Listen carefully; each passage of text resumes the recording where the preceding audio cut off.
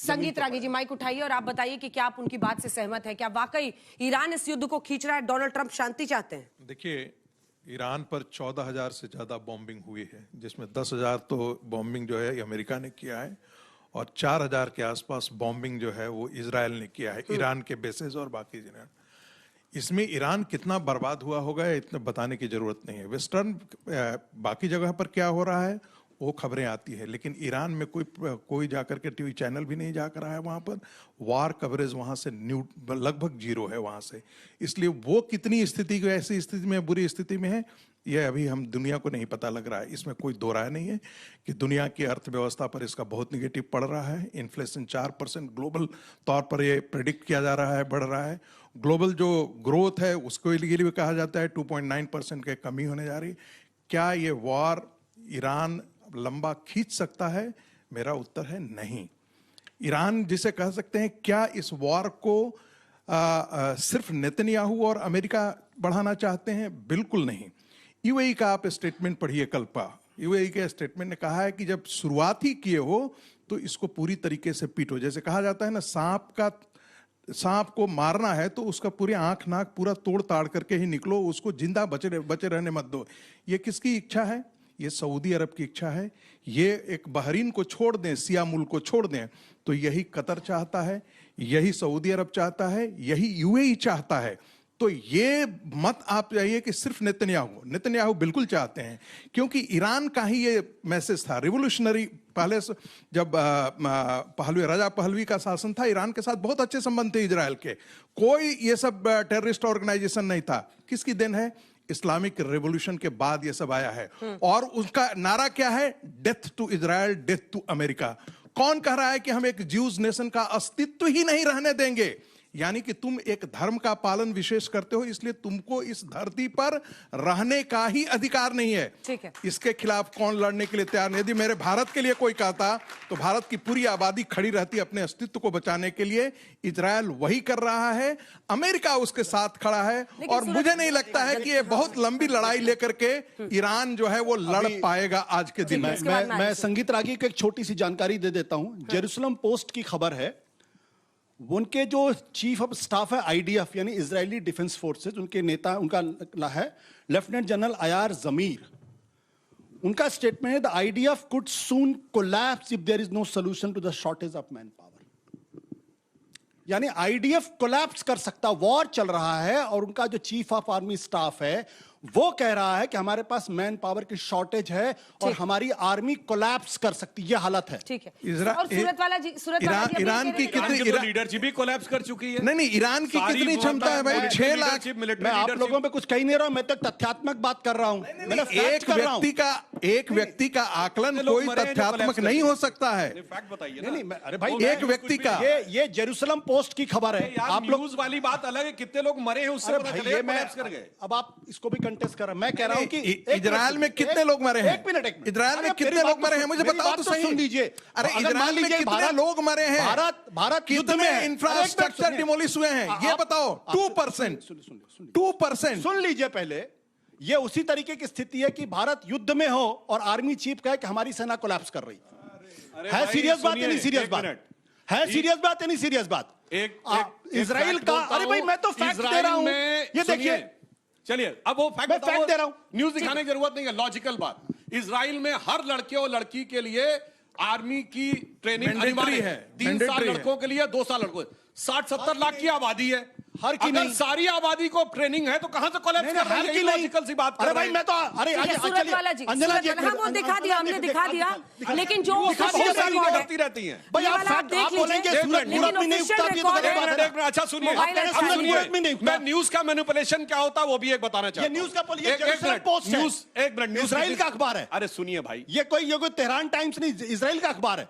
और उनकी कैबिनेट भी ये बात, बहुत से लोग होते हैं, यहाँ भी ऐसे लोग हैं भाई, ऐसा नहीं है। हाँ ऐसे ही लोग हैं, ऐसे ही लोग हैं, तभी देश का ये हाल है। ऐसे ही लोग हैं तभी देश का ये हाल है। सुनिए, न्यूज और लॉजिकल बात एक सुनिए। आप मेरे तथ्य को काट रहे थे, आप बताइए मुझे। मैं तथ्य को काट रहा हूं भाई। बता रहे थे कि आपको लगता है ये गलत खबर है?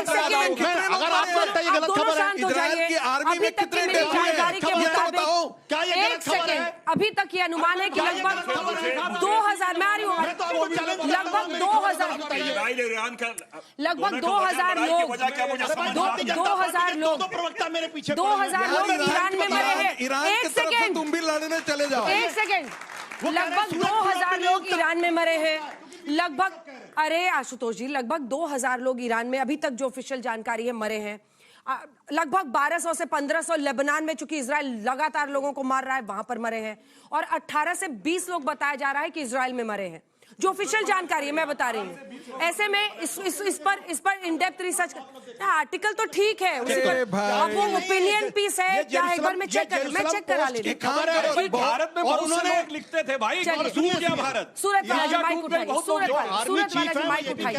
लेकिन इसके साथ ही मैं ईरान इसमें एक बात कह देता हूं। देखिए, आप लोग लॉजिकल समझिए, ये लड़ाई क्यों शुरू हुई है। अमेरिका ने देखा कि चाइना ने क्रिटिकल मिनरल पे बाह मरोड़ी, तब अमेरिका ने सोचा कि चाइना की बाह कहां मरोड़नी है। दो जगह से उसकी ऑयल सप्लाई आती थी, वेनेजुएला और ईरान, दोनों जगह अटैक हुआ। मैं एक लॉजिकल बात कहता हूं, अगर चाइना, इसका कोई आपके पास सबूत है क्या, एम्पिरिकल डेटा है क्या? 80% है एम्पिरिकल डेटा। ऐसी चीजों का 80% ऐसी चीजों का एम्पिरिकल डेटा नहीं होता है आपको। अरे एक न्यूज लेके खड़े हो जाते हैं। हवा में बात कर रहे हैं। नहीं, एम्पिरिकल ऐसी चीजों का एम्पिरिकल डेटा होता है क्या? इमोशनल हो जाते हैं भाई, कितने इमोशनल इमोशनल आप हो रहे हो भाई, आप इमोशनल हो रहे हो, मुझे तो आप इमोशनल हो रहे हो। अरे भाई, एक लॉजिकल बात, एक मिनट सर, पूरी बात ये एक दिन ये भी साबित कर देंगे कि सूरत पूरा में नहीं उगता। अगर सबसे ज्यादा वहां से आ रहा था, तो क्या वेनेजुएला और ईरान में कोई एयर डिफेंस सिस्टम नहीं होगा? होना चाहिए ना, जबकि लड़ाई की आशंका तो इतने साल से थी। मैं फैक्ट की बात कर रहा हूं। आपने टर्न पे बोलिए, मैं बिल्कुल लॉजिक की बात, अब कहे बीच में, मैं फैक्ट ही बोल रहा हूं। बारी बारी से। अगर वो सिस्टम होगा तो अमेरिकन तो नहीं हो सकता था, तो 99.99% चाइनीज डिफेंस सिस्टम होगा। इसका मतलब ना वेनेजुएला में डिफेंस सिस्टम काम किया ना ईरान में। यानी ऑपरेशन सिंदूर के बाद दिख रहा है कि तीनों जगह पे चाइनीज डिफेंस सिस्टम काम नहीं किया, मगर कोई मीडिया में न्यूज नहीं है। अच्छा, ऑल ओवर द वर्ल्ड ये लॉजिक समझिए, और न्यूज क्या है इसको भी आप समझिए। ऐसा कहा गया हो। ठीक है, लेकिन जो रिसर्च मैंने निकाली है यार, ठीक है, उसमें आईडीएफ चीफ ऑफ स्टाफ जो लेफ्टिनेंट एलजी यार, तुम भी चला लो एक अखबार, लेफ्टिनेंट जनरल है ईरान के लिए, वो ये कह रहे हैं कि ऐसे युद्ध चलेगी तो स्थिति गंभीर हो सकती है मैन पावर के नजरिए से। ये है उनका कोट है। अब चलिए, अब मैं सूरत वाला जी आपके पास आ रही। सूरत वाला जी, सबसे बड़ी बात यह है कि बावजूद इसके, वो कह रहे हैं 14,000 बार हमला हुआ ईरान के, लेकिन ईरान अब भी लड़ रहा है। ईरान अब भी लगातार खाड़ी के देशों पर हमले कर रहा है। स्ट्रेट ऑफ हॉर्मुज पर उसका कब्जा है, क्या वो फाइट बैक नहीं कर रहा है? सबसे पहले खुद अमेरिका की जो ऑफिशियल रिपोर्ट और कल रात की प्रेस रिलीज है, उसमें वो लोगों ने 7,000 जगह के ऊपर 7,000 अटैक का जिक्र किया, 14,000 का नहीं है। दूसरी बात जो आशुतोष और यहाँ पर अभी जिक्र हो रहा था कि ये बताया जाए कि इसराइल के कितने मरे। हम सब जानते हैं कि इसराइल से कोई भी ऐसी खबर नहीं आती है, उसको सेंसर किया जाता है, उनके अटैक की इमेजेस और वीडियोस भी नहीं आती है। बहुत अच्छा पॉइंट जो मुझे लगता है कि यहाँ जिक्र होना चाहिए कि ईरान, जो शुरू में अंजना जी ने पूछा कि ये किसकी जिद है, किसकी जिद की वजह से ये जंग चल रही है, मैं ये कहूँगा कि यहाँ जिद का वर्ड गलत है। ईरान का तजुर्बा ये बताता है कि जून के महीने में जब वो टेबल टॉक के ऊपर बैठा था गुफ्तगू करने के लिए, उस बीच में उसके ऊपर हमला हुआ है गुफ्तगू के दरमियान में। इसी तरह से जब अभी फरवरी में गुफ्तगू चल रही थी, उस गुफ्तगू के दरमियान में फिर उन पर हमला हुआ है। तो उनका तजुर्बा, उनके लीडरशिप, उनकी पब्लिक, अब उनका डिमांड ये है और उनके लोग अब ये कह रहे हैं कि 2 मरतबा ऐसा हुआ कि हमको टेबल पर बुलाया गया और अचानक टेबल तोड़ा गया और हम पर हमला किया गया है। हम अब उस वक्त तक के लड़ेंगे जब तक कि उनके हमला करने की ताकत को और उनको हम घुटने पर आने पर मजबूर ना कर दें। क्योंकि अगर यही होता है कि आज वो कहते हैं बात करने के लिए आओ, बात करने बैठेंगे, फिर कुछ दिन के बाद हमला कर देंगे, तो ये तजुर्बा हमको ये बताता है, एक्सपीरियंस हमको ये बताता है कि अमेरिका के बात करने वाले बहकावे में हमको जाना नहीं है और लड़ते रहना है। रही बात यह कि ईरान का नुकसान हो रहा है, हाँ हो रहा है। एक दिन में 175 से ज्यादा छोटी बच्चियों को मारा गया है, बड़ा नुकसान है। एक दिन में बहुत सारी जगहों के ऊपर, हॉस्पिटल्स के ऊपर हमला किया है। मुझे यह बताते हुए बहुत अफसोस हो रहा है कि गांधी जी के नाम के ऊपर एक हॉस्पिटल है तेहरान में जो बच्चों के लिए था और वो खास बच्चों के लिए था, उस हॉस्पिटल तक के ऊपर भी हमला हुआ है। तो हाँ, ईरान का नुकसान हो रहा है, ईरान में प्रॉब्लम्स हैं, लेकिन लेकिन ईरान की पब्लिक अपनी डिग्निटी और अपने सिद्धांत के लिए खड़ी हुई है। मैं और मेरी फैमिली वहां रहती है। मैं कुछ दिन पहले ही आया, उसी दिन आया हूं जिस दिन जंग शुरू हुई है। मेरे बच्चों से या मेरे दोस्तों से या फैमिली से जब मैं बात करता हूं, पूरी रात में जैसे हम लोग को यह खबर आती है कि ईरान की तरफ से अमेरिका के बेसिस जो उसके अतराफ और पड़ोसी मुल्कों में है, ईरान की तरफ से इसराइल के ऊपर हमला हो रहा है। एक दूसरी खबर आती है जो आमतौर पे यहां कवर नहीं की जाती है, लेकिन वहां के आंखों देखा हाल और जो लोगों ने बताया है और उसकी वीडियोस भी है, और वो खबर बहुत इंपॉर्टेंट है। जैसे रात भर हमला चलता रहता है, वैसे वहां पर रात भर लड़कियां, औरतें, मर्द, खवातीन, बूढ़े, बच्चे रोड के ऊपर खड़े रहकर अपनी आर्मी का सपोर्ट करते हैं। और जिस वक्त ये खबर आती है ट्रंप की तरफ से कि हम ईरान के साथ निगोशिएट कर रहे हैं और ईरान का कोई एक रिस्पेक्टेड पर्सन है जो हमसे कांटेक्ट में है, ईरान की पब्लिक उस रात में इस नारे को लेकर निकली है कि अमेरिका से किसी भी सूरत में बातचीत नहीं होगी। अमेरिका का सिर्फ एक जवाब है और अमेरिका से लड़ना है, गुफ्तगू की कोई रागी जी आप गुंजाइश रिस्पॉन्ड नहीं है। कीजिए। सुधांशु जी आप रिस्पॉन्ड करना चाह रहे हैं?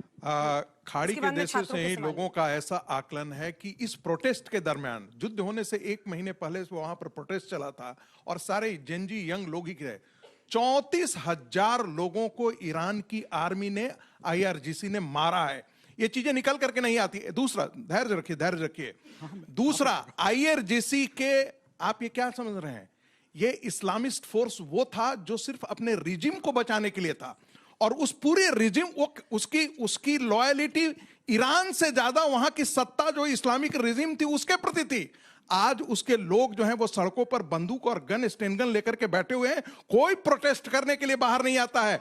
आप खाड़ी के लोगों से आप बात कीजिए, वो क्या बता देंगे। जानकारी मिली ये आपको? डर, मैंने कहा कहां से जानकारी मिली? ये खाड़ी न्यूज नहीं है। मैं वो लोग ईरान fake में news- डेटा मिल गया आपको? मैं मैंने दो कहा बातें, तो मैं दो बातें। ये वहीं नहीं, की नहीं, मीडिया में सूरत वाला छपी जी, हुई एक है, सेकंड, वहीं के मासा मीडिया में, अमीनी, एक खाड़ी सेकंड, के एक ही सेकंड। मीडिया में निकल करके आई अमीनी है। के साथ जो हुआ वो सच था या नहीं था? लड़कियां मारी गई थी। जो तो आप तो अंजना जी के न्यूज को ही गलत बता रहे हैं।